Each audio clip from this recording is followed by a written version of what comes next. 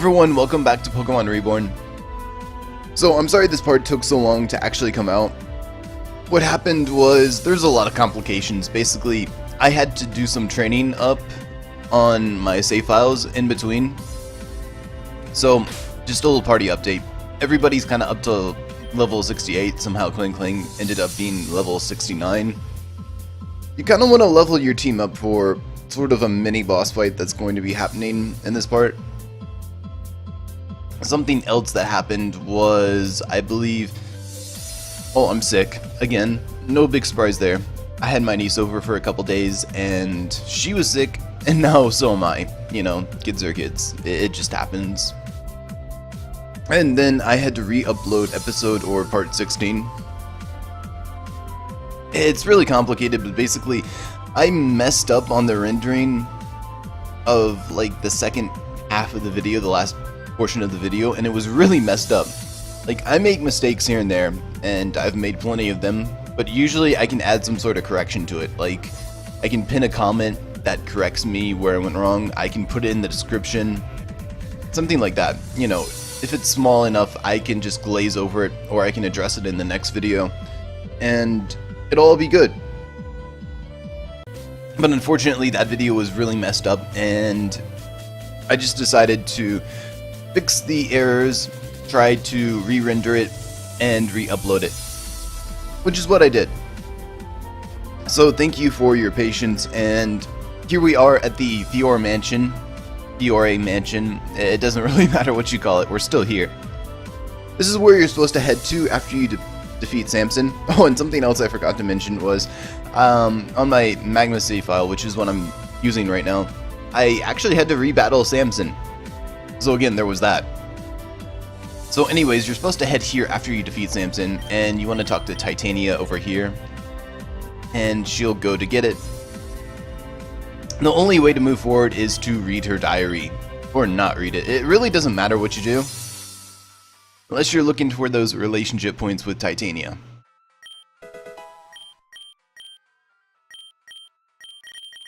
So again, it doesn't matter what you say or do. It only affects your relationship points with Amaria and Titania. For some reason, I don't know why, but I feel like this part of the game should affect another part of the game that's going to happen later, but it doesn't. It's something else that's kind of completely unrelated. So just a reminder, there was a field notes for the water surface up here, in case you didn't get that. And we're going to go outside and see what happens. I say this as if I'm watching something very interesting, and over here we'll have another cutscene. And there we go. So now, adding to our to-do list, we have to get Waterfall, which is pretty annoying. So I'm gonna go ahead and spray some Repel. Actually gonna go ahead and cross the water right there. You can actually go inside the cave over here if you really want to, but we're not going to be doing that yet. Also, there's a ton of items over here. I'm not going to really be picking any of them up. I will go ahead and grab them later on my spare time, in my spare time. Actually, what I want to do is come over here. So there is an item all the way over here, and it's the Reaper Cloth. So if you have a Dusclops and you wanted a Dusknoir, you can now get one, assuming you have a Link Stone. And we did see a Link Stone, a hidden Link Stone earlier in the last part. See here, actually we found it. And also, I'm not going to get that item over there right now. It's just an Ultra Potion, so it could be really helpful to you, but again, it's not something I'm interested in. Sorry, actually I have a tough time talking. My throat's really, really sore. So, over here is actually a hard scale. I feel like a lot of people are panicking because I didn't say to actually stock up on Blast Powder. I'm sure some people did just do it naturally, but you don't really have to worry. If you don't have Blast Powder to get that hard scale right now, later on there is a hidden Blast Powder that I'll point out that you can collect and come back here to grab that art scale later. So over here is actually a strength boulder. This is another spot where you're gonna have to push it out of the way, save, and then reset. And you'll kind of be stuck inside of the boulder, and we can just move on over here to find a Skuntank. Or a Skuntank. If you don't have the silver ring, you can't actually get it, but if you do, it should challenge you. So I'll be right back as soon as I deal with this. Alrighty, that's taken care of. So again, if you check your PC and go to your PC and check the Skuntank, you'll notice it has Corey's OT, and that is because it is in fact Corey's Skuntank. You'll actually find a silver card right there, and we can't do anything with that right now. So over here, when you're getting out, you actually also need to use the save and reset trick. The reason for this is if you keep trying to push that boulder, like it reset behind me, if you kept trying to push it up the stairs, the boulder would get kind of stuck here and you wouldn't be able to push it from on the stairs and you'd just be stuck. You would have to actually escape rope out, and assuming you don't have an escape rope, you would probably have to ask someone to go into RPG Maker or the God Mode mod and just move you through the boulder. So all that said and done, we can now explore this cavern a little bit. You'll actually notice that everything is just interconnected completely. And there's a lot of mining rocks down here, and that is not where I wanted to go. So we have a little bit of an ice puzzle. We actually have a lot of them, to be fair. You don't really want to go south here because that only leads you to a dive spot, and we don't have dive. We can't use dive. So over here is actually the entrance, the other entrance to the cascade. I really like that entrance. It's really well decorated. Over here is a waterfall. We also don't have waterfalls, so we can't really do anything yet. Can't really go down there. So if we come up here, and let's see if I can remember how to do this properly. There we go. There's a lot of mini ice puzzles. It's not really that big of a deal. To find another big dive spot over here, you actually want to head up north. And now from the Celestine Mountain, we are in Ametrine Mountain. Over here is actually another entrance. And you'll notice that this is the entrance that we unlocked with the northernmost crustal puzzle. So if we head over this way, this is actually where we're supposed to head to, and I believe this is how you get over here. We'll meet up with the rest of the gang and we'll realize that we cannot get through that ice at all. And we just acknowledge it and move past. Again, you don't want to go north here because there's another dive spot and we can't do anything about that. We can't go north, we can't go south here, we can only go across the water and enter Route 3. Alright, so I'm not going to grab that item. We'll have another cutscene over here. Can't really avoid this one either.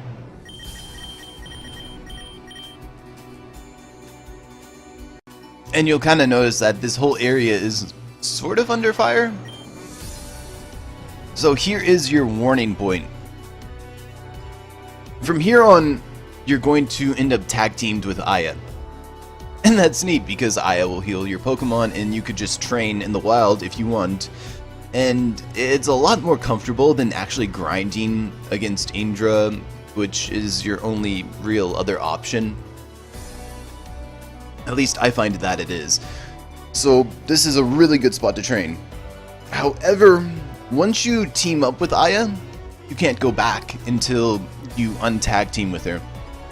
Like, to put emphasis on this, if you go back all the way to this entrance, this cave entrance right here, she will tell you that there's no way you're going back, that you need to keep heading forward.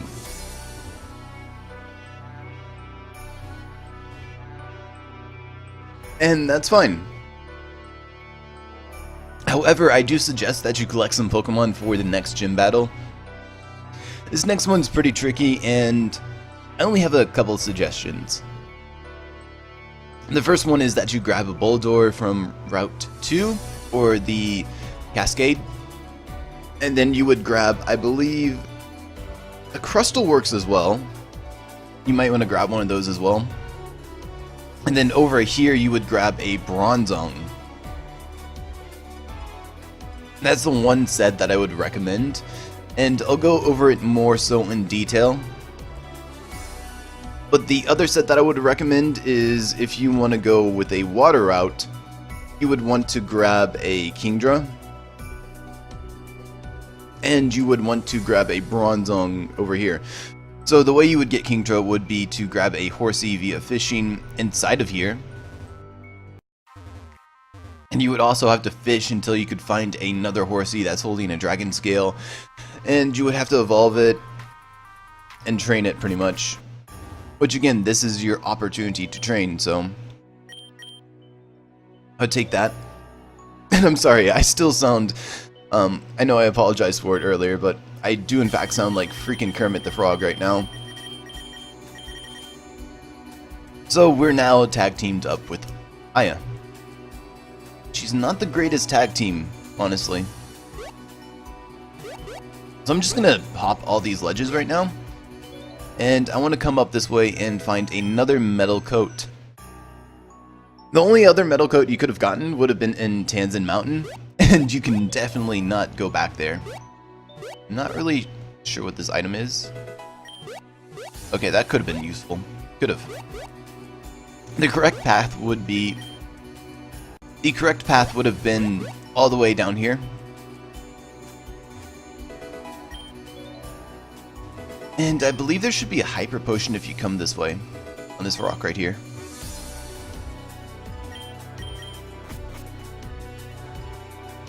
And you'll just notice all this destruction over here.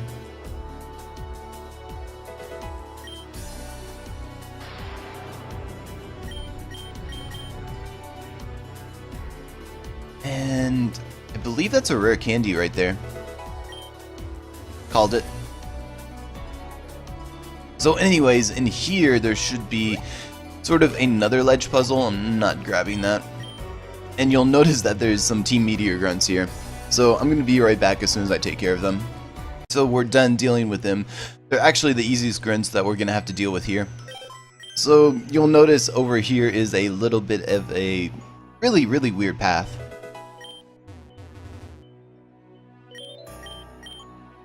And yes, I do. I believe you want to jump down this ledge right here in the middle. And here is another set of Meteor Grunts. So that is those grunts taken care of. Should be one more pair of them, I think. And you'll see a little cutscene with the Absol running off. And here is the last and final pair of Meteor Grunts that I'm going to have to deal with right now. Alright, so we can finally move on. And I don't think that item is really anything special. Nope, it's just a shard. But in here is where we'll actually finally find the blast powder, right here on this rock, and unfortunately this means I have to go over here and jump all the ledges again. It's really useful, so once you finally ditch Aya, you'll actually be able to go back and get that heart seal if you really want to. So over here is something interesting. So there's a boss battle up ahead here, but you actually have a healing machine and a PC.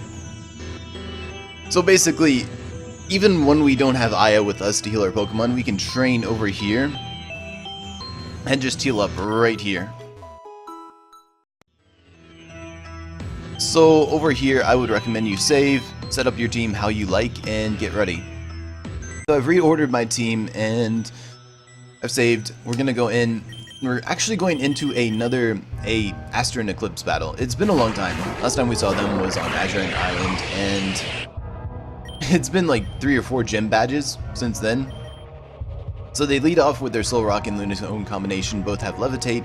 Both are holding the Light Clay. Solrock has Rock Slide, Reflect, Bulldoze, and Will-O-Wisp, while Lunatone has Light Screen, Moonblast, Blizzard, and Icy Wind. I'm going to go ahead and try to knock out the Lunatone,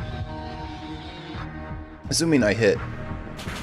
I have the boost from the field, the factory field, so that's a one-hit KO right there. Solrock does get the Reflect up, but I'm completely okay with that.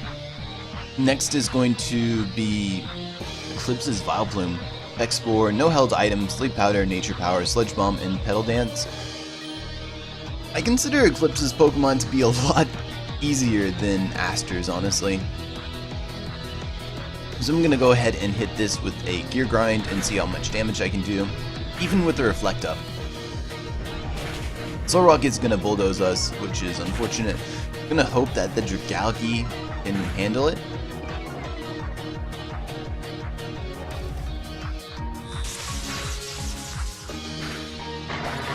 Oh, and she'll knock out her own teammate. That's really nice.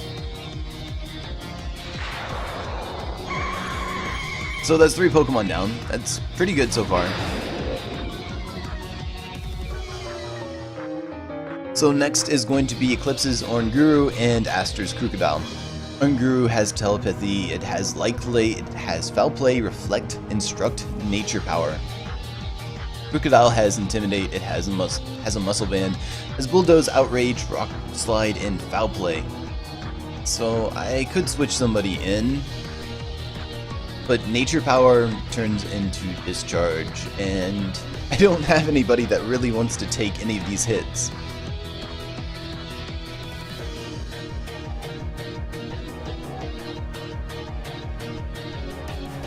So, how do I want to deal with this? The Reflect is already up, so I'd probably be better off sending in a special attacker. I don't really want to send in anyone right now. So I guess Kling just faints right here.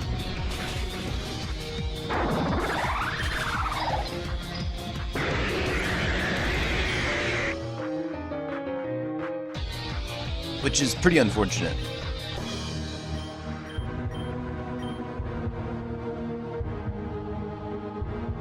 I think I want to take out that Krookodile first. So I'm going to go ahead and Leaf Storm that Krookodile, and yeah, this is the right play to do. Also, this Salazzle is going to be really annoying. She always tries to set up Nasty Plot with it, no matter what. So if I miss that Leaf Storm, the Krookodile would have taken out the Salazzle.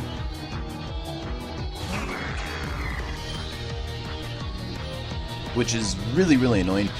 Don't want to leave my Roserade in after that drop.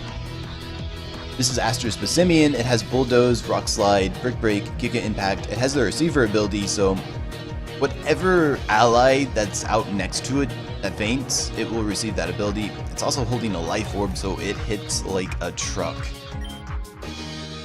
Don't really want to deal with this.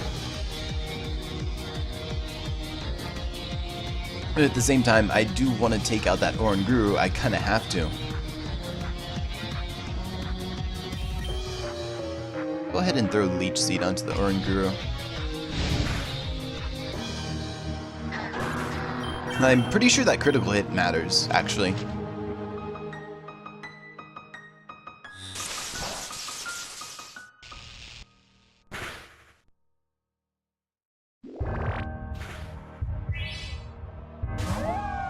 So that's nice. I can start chipping onto that Oranguru right there. I think I'm gonna send out... This is Aster's Lycanroc. Midnight Form, no guard, Life Orb for an item, Thunderfang, Stone Edge, Sucker Punch, and Sword Stance. And I think it would... No, it's not safe to send out Hawlucha. That's unfortunate. Send out Nidoqueen.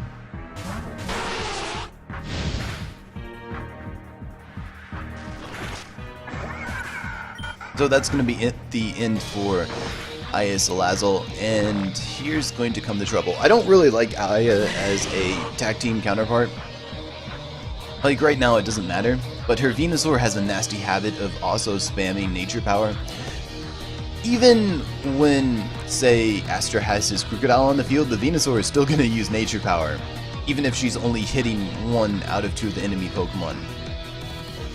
Because I don't think your AI actually registers it as turning into Discharge, it just registers it as Nature Power. Which is really annoying. I don't like that at all.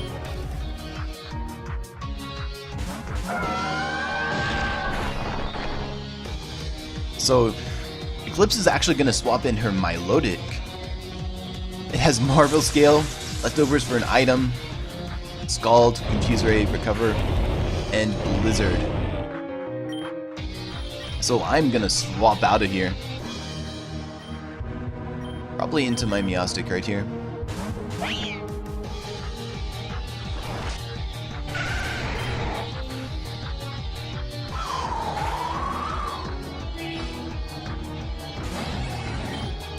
And I'm gonna set up a light screen of our own. The reason that Milotic can be really annoying is because sometimes Aya will send out her Toxapex, and when she sends out her Toxapex, she tends to try to scald the Milotic, and if she scalds it and burns it, it gets a Marvel Scale boost, and I don't like that at all. Thankfully, that doesn't happen here, but it could have.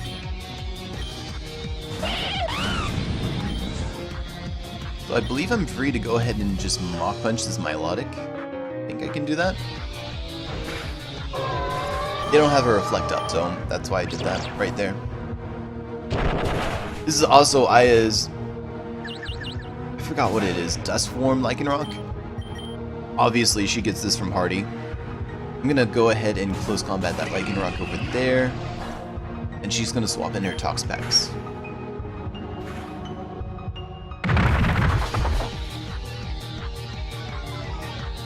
I didn't really talk much about that Lycanroc that I just knocked out, but it has Sand Rush for an ability, Life Orb for an item, Brick Break, Rock Slide, Crunch, and Fire Fang.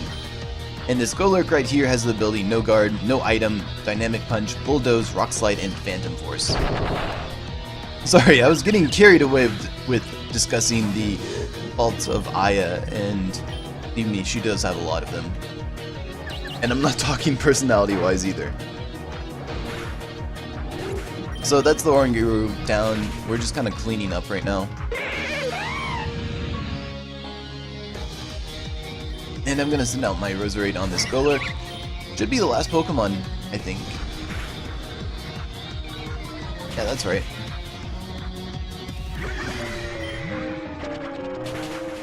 So I should knock it out right here. Alrighty, so we've taken care of them, and we'll have a cutscene, and... well, let's just say this is the last we're gonna see of Eclipse right here. We will also lose Aya right here. So anyways, your team should be fully healed up, but if they're not, you can just go back and heal them up right here. But we're finally free to kind of move on. So over here is the exit. There should be one more blast powder somewhere. Oh, right there. Okay. So we're now at Route 4, and I don't believe I can avoid some of these trainers. So I'm going to talk to you in a bit. That was pretty easy.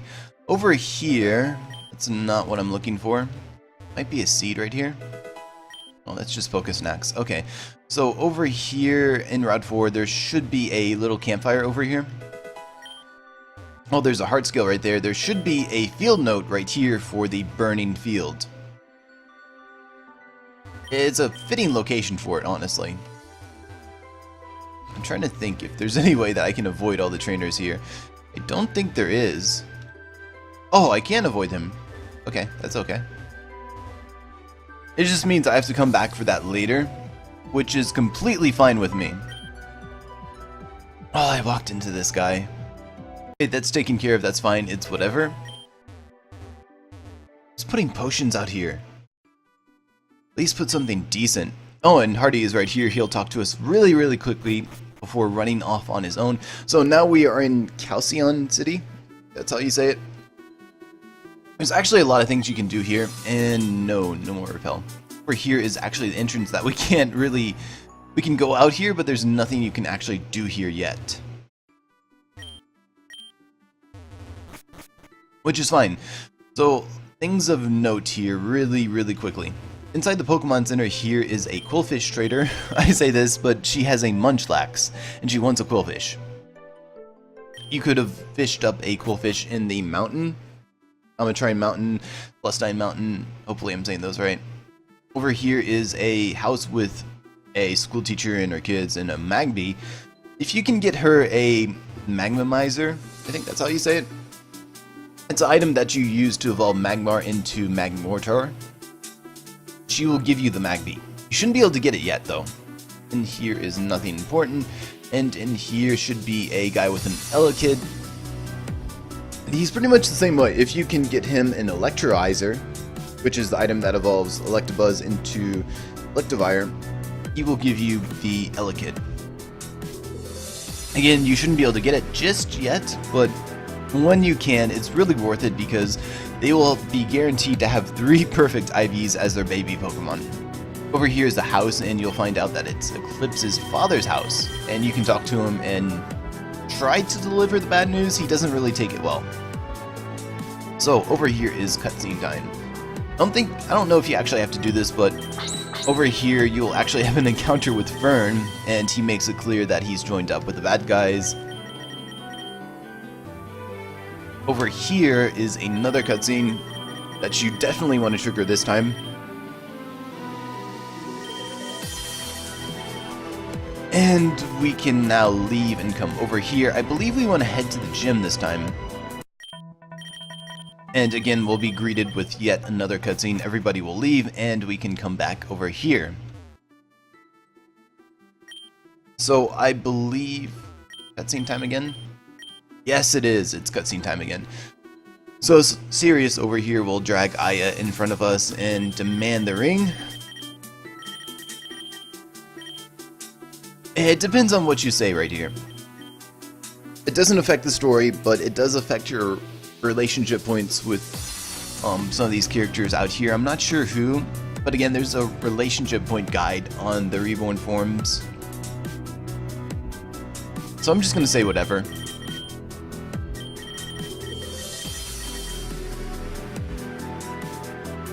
So, after that we can come all the way over here, and you will be greeted by Charlotte again and get the Ruby Ring back. And she'll mention how she bought some time and that you can now go challenge her gym. So that was just a lot of cutscene, and I spammed through it completely. Hopefully you're actually reading through it because it's a really good story. So I'm going to heal up and we're going to head to the gym. There's also one more cutscene that you can kind of see over here. It's between Saphira and the good doctor. And you basically have a standoff of Saphira just sitting there telling the doctor that she's going to absolutely murder him, and the doctor's just kind of sitting there laughing like, no, you can't get to me. So anyways, here we have a puzzle for the gym, and let's see if we can get this right. Trainer battle in between each of the puzzles, so I'm gonna have to cut that out, but for the most part, we should be all good, and hopefully I don't mess this up. I want to start off with the left side for this one. I should probably turn the speed up off. This is basically like Wallace's gym in Pokemon Omega Ruby and Alpha Sapphire, or the original Ruby, Sapphire, Emerald games. And over here we have a trainer. I can't avoid him, so I'll talk to you in a bit. Actually, all these trainer battles are actually really fast, which is good for me, but in a way it's kind of bad because you don't actually get enough experience to stay at the level that you're supposed to. Here we have yet another puzzle. I believe I want to focus more on the right side this time.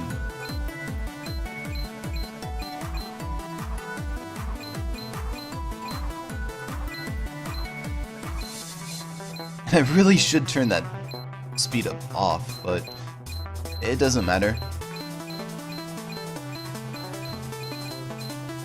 And there we go. That's the second puzzle done, and I'll talk to you after this trainer. So this right here should be the final puzzle that we have to deal with. I'm trying to remember what exactly I'm supposed to do for this puzzle, and I turned the speed up off so I don't make a mistake. If you actually hit one of the hot panels, it'll send you right back to the beginning, and you'll have to start over. So, I think you're supposed to go all the way around and kind of fill in this area over here. Took me a while to remember, actually. I think I might have some graphics to make for this, and I'll have like the whole path drawn out for you, in case you don't want to watch me do this. Alright, there we go. So one final trainer and we'll get to the Charlotte battle. So that's taken care of, and now we can actually deal with Charlotte if we so desire to. But first we need to go over the superheated field, which is what we battle on in here. So Fire moves get a little tiny boost in base power. Ice moves decrease by half, which, I mean, realistically, would you really want to use ice moves in here anyways? Water moves decrease by like 90%. It's insane. Also always be terminated, so that really doesn't affect anything here.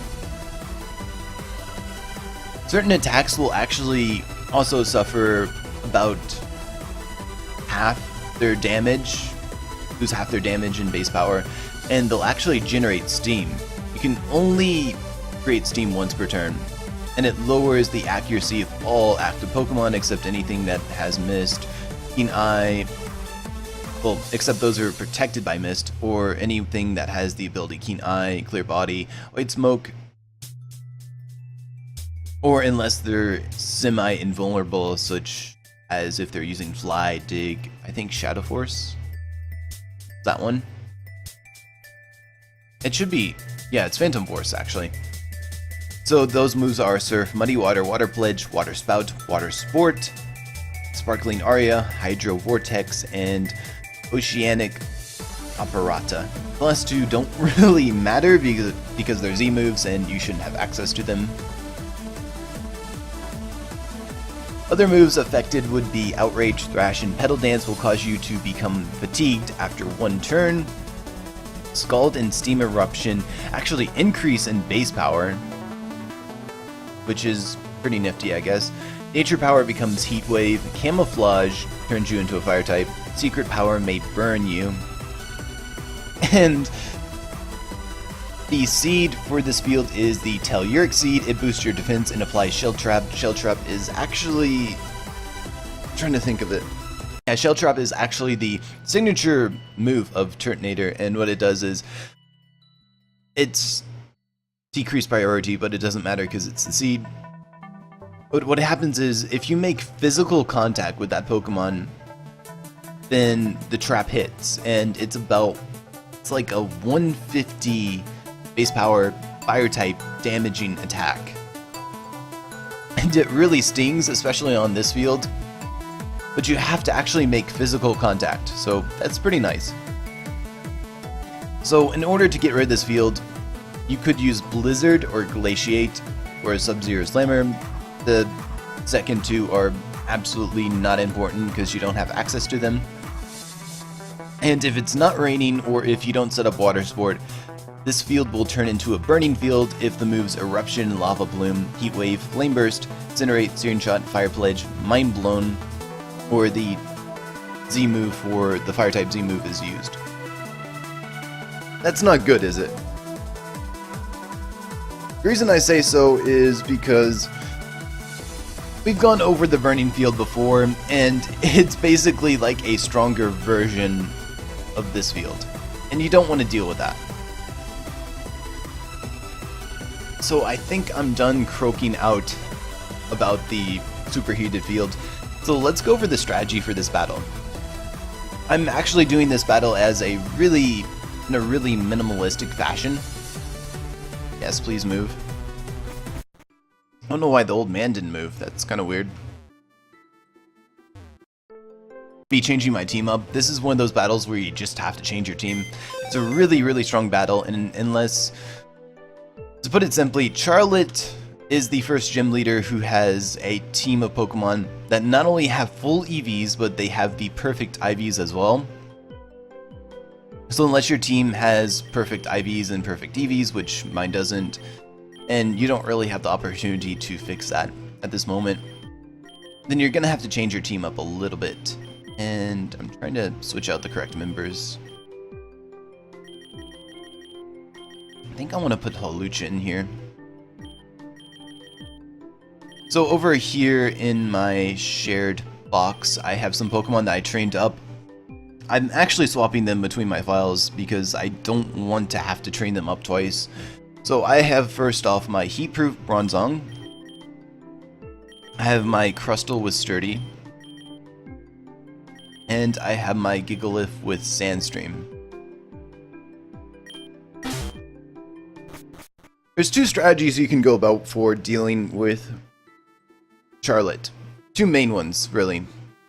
I mean, you can come up with your own strategies, but these will work every time, and you should be able to get the Pokemon that you need to deal with her immediately. The only item you really need is a Quick Claw, and I think that's a pretty simple prerequisite. So first off, I should have healed up, but Nidoqueen really isn't going to see much action anyways. So first off, I'm going to have my Bronzong and my Meowstic. And I haven't talked about their movesets yet, but Bronzong is going to have Extrasensory, Rain Dance, Trick Room, and Flash. You want to give your Bronzong the Quick Claw. There is an easier way to do this, trust me. And I'm not going to make you watch me do that, actually. And you want to have your Gigalith and Crustle in the back as sort of sweepers. My Gigalith here has Rock Slide, Stealth Rock, Wide Guard, and Stone Edge. My Crustle over here has Rock Slides, Shell Smash, Wide Guard, and Stealth Rock, so kind of the same moves. Wide Guard's actually a pretty good move for dealing with Charlotte because she spams Heat Wave a lot, and Wide Guard will completely block Heat Wave. Stealth Rocks are good because, hey, it's a Fire Gem, and Rock Slide is good because it hits both Pokemon on the field, and it's about 75 base power. The idea here is these two are very slow, so you're going to set up a Trick Room as well as a Rain Dance. Even though Gigalith Sandstream is going to replace the Rain Dance, the idea is you want that Rain Dance off first, so that your Pokemon will live the first turn to set up Trick Room. So the easiest way to do that would be to have Meowstic have Rain Dance, which you could have the TM by now. I'm choosing to do this kind of the hard way, so I don't have the TM for it. But Prankster and Meowstic set up the Rain Dance, then your Heatproof Bronzong will be guaranteed to be able to set up Trick Room before it faints. And then you send in your sweepers and you slowly deal with Charlotte. You only need 3 turns of Trick Room, which is what you're going to have, to actually sweep her. The other method for doing this would be using Kingdra. And that's really, really annoying because you would have to start off with an Abomasnow and something that can learn Rain Dance. The reason I have my Bronzong here, which is so important, is because Bronzong actually learns Rain Dance naturally. You can go to the move tutor for that. So you would probably have like your Bronzong and your Abomasnow.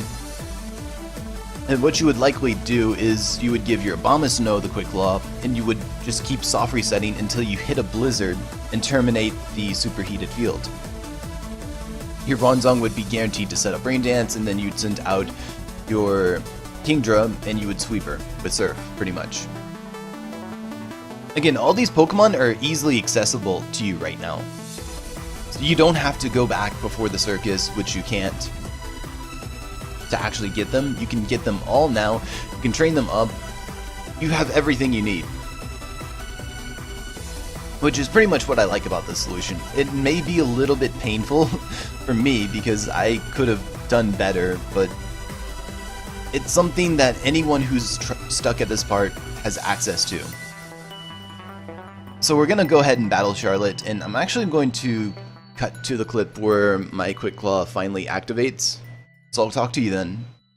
So I finally got the Rain Dance off. It took me a few tries, but again, if you're choosing to do this battle the hard way, then you just have to take what you can get, right?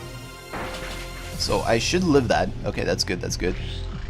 So I've got the Trick Room off, I've got the Rain Dance off, which is mainly what I want. You know, the Trick Room the Rain Dance doesn't really matter, it's just about making sure that my Trick Room setter can get the Trick Room off. And Trick Room is negative priority, so it's -7 priority. There's not a really good chance that you're going to get it off. So it doesn't really matter what these two do. I'm gonna go ahead and extra sensory the Darmanitan just in case I get double click cloud. Yeah. You know, I added flash on my Bronzong because I thought it would be neat. And it is neat, but it actually gets in the way. I need these two to get knocked out by the second turn, because I do need 3 full turns of Trick Room for this to happen, for this to work. So both of them are weak, so I should be able to take them out in 1 Rock Slide from my Gigalith, and I'm going to set up Stealth Rock with my Crustle right here. Hopefully they don't miss. And that's both of them down. I haven't even gone over Charlotte's Pokemon, which is a shame. I will have it in the description, but for the most part, that Typhlosion has the ability Blaze, it has Citrus Berry, it's Eruption, Heat Wave, Solar Beam, and Hidden Power. The Darmanitan has no item, it has Sheer Force, Rock Slide, Flare Blitz, U-Turn, and Hammer Arm. They are both so dangerous. So I'm already getting some good use out of those Stealth Rocks. That is the Rotom Oven. It has Levitate, has a Light Clay for an item, Reflect, Volt Switch, Overheat, and Power Ice, and the Delphox has Blaze, Light Clay, Light Screen, Heat Wave, Flamethrower, and Psyshock. So I'm going to hit them with a double Rock Slide right here.